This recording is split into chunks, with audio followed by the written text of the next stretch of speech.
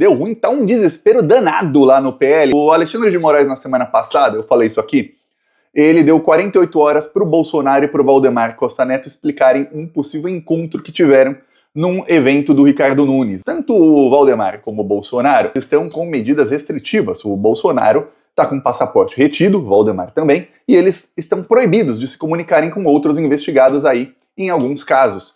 Entre esses investigados, um está proibido de se encontrar ou de falar com o outro.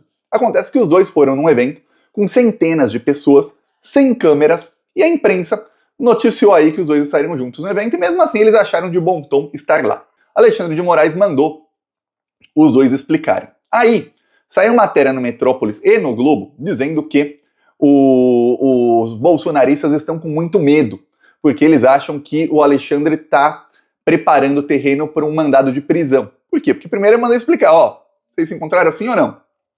Depois ele diz, ó, sua resposta não foi nada convincente, vão mandar prender porque vocês estão aí desfazendo as medidas restritivas.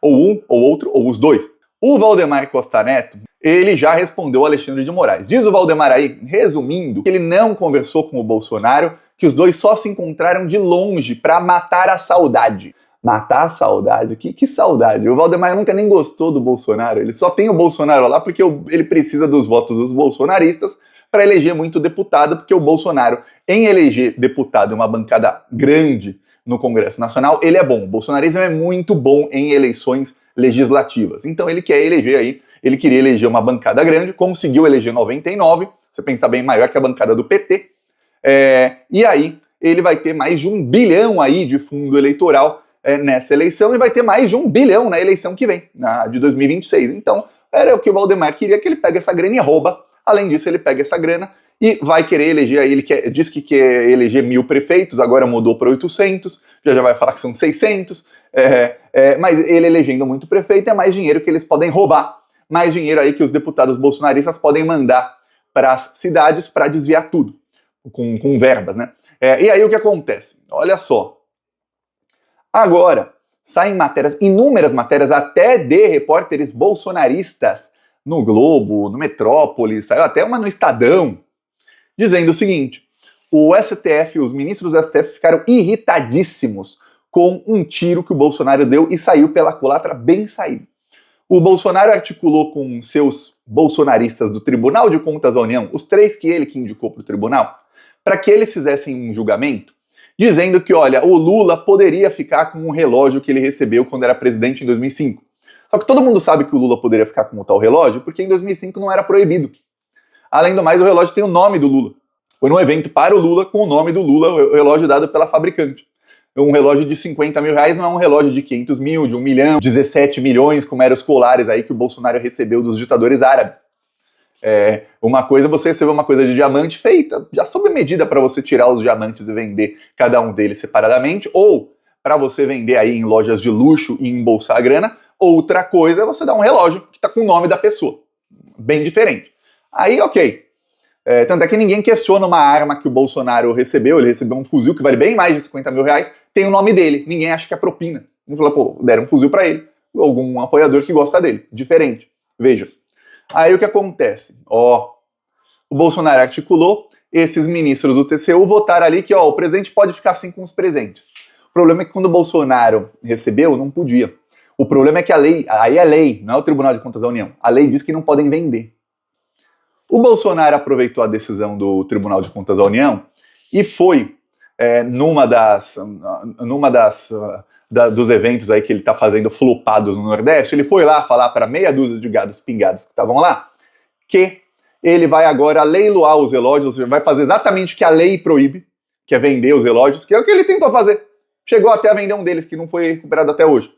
E que vai doar todo o dinheiro para a Santa Casa de Juiz de Fora, porque sempre que ele está com um problema, ele vai lá e traz à tona o caso Adélio, que está no imaginário dos bolsominions, caso Adélio. Pensa num tiro pela culatra, mas pensa naquele tiro que o cara aponta a arma para cá e faz assim, o negócio. Pum!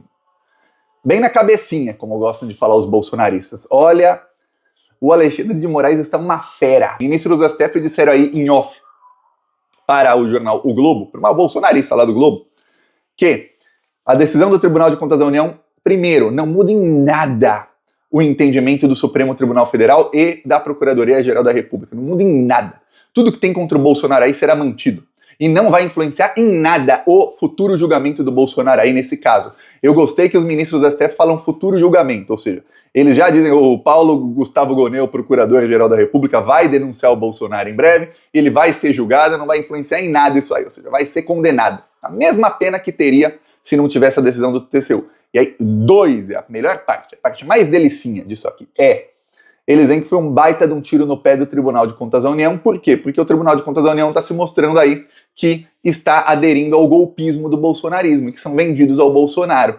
Ou seja, tem uma possibilidade enorme agora de ter uma investigação contra os 3 bolsonaristas do Tribunal de Contas da União.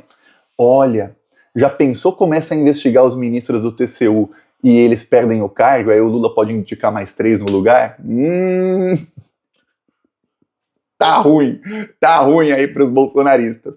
Pior, dizem aí as matérias aí dos veículos que o Alexandre de Moraes ficou uma fera, porque isso é tentativa aí de esvaziar uma investigação, tentativa aí de salvar o Bolsonaro de um caso, é uma tentativa bem burra. É óbvio que uma decisão do Tribunal de Contas da União não ia influenciar numa investigação que mostrou uma série de crimes. Para piorar, foi a fala do Bolsonaro, que aí irritou todo mundo mesmo, falando, não, eu vou leiloar. A decisão não diz que você pode vender. A lei diz que você não pode. A lei, aí não interessa, o tribunal pode até escrever ali em letras garrafais, em maiúsculo, colocar em negrito, itálico e sublinhado ali, ó. Pode vender se quiser. Não. Aliás, a decisão foi sobre um caso do Lula, não era nem do Bolsonaro. Aí, não, mas tem implicações com o Bolsonaro. Olha, não tem não. Ou seja, a coisa tá cada vez pior quando ele tenta um plano para se salvar. Eu fico pensando quem pensou nesse plano. É isso que eu estava imaginando. Quem será que teve essa ideia brilhante? Vamos aí articular com ministros do TCU para que eles digam que o Lula podia ficar com o relógio que recebeu lá atrás, sendo que já se sabia que ele podia, e para que aí nessa decisão se possa atrelar o Bolsonaro. E aí, Bolsonaro, logo depois você anuncia que vai leiloar os relógios. E aí lança o caso Adélio junto. Olha, isso tem a cara do Ossif, mas isso tem a cara do Ossif. Sabe por quê que eu falo isso? E olha, eu fico feliz, tô felicíssimo com isso. Por quê? Porque o Bolsonaro, no começo do ano passado, ele contratou o Weingarten como advogado. O Weingarten, ele é burro em muitas coisas, mas em outras não tanto. O Weingarten, quando ele foi contratado como advogado do Bolsonaro, a primeira coisa que ele falou é, ô Bolsonaro, antes de mandarem você devolver as joias, você tem que ir lá pegar as joias que estão à venda nos Estados Unidos e tem que mandar aí devolver essas joias. Devolve as que dá para devolver. Devolve já logo, porque senão você vai se ferrar. Vão tentar achar as joias, não vai estar lá, vai capaz de te prender aí em flagrante. Então, Bolsonaro, vai lá. Aí o Bolsonaro foi lá, hoje a gente sabe, tem as mensagens, ele mandou o Frederick Ossif para os Estados Unidos, aí o próprio Bolsonaro mandou um print screen e um link de uma agência aérea, dizendo, olha, pega esse voo aqui de Orlando para a Pensilvânia. Ele pegou o voo que o Bolsonaro mandou ele pegar, e aí o Ossif recomprou um dos relógios, o outro não.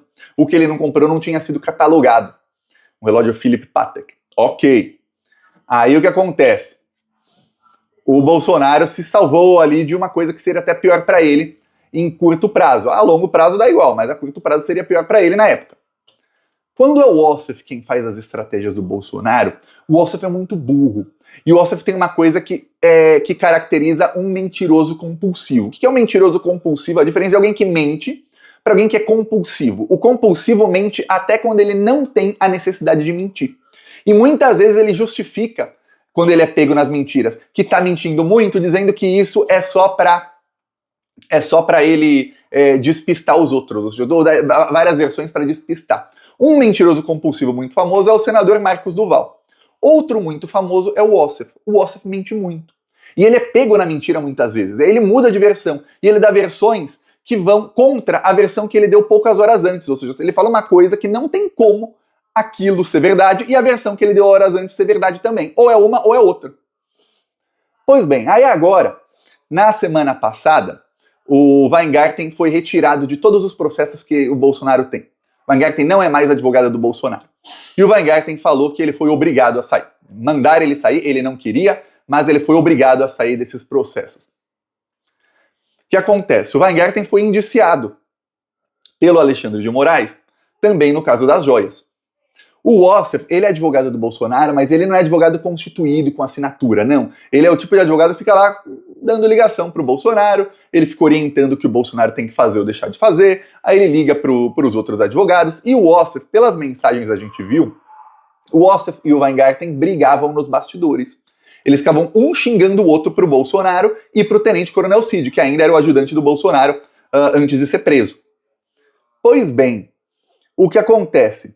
Agora que o Weingarten saiu, tudo indica que o Ossef é quem conseguiu essa saída do Weingarten, porque parte do bolsonarismo começou a falar que o Weingarten estava traindo o Bolsonaro.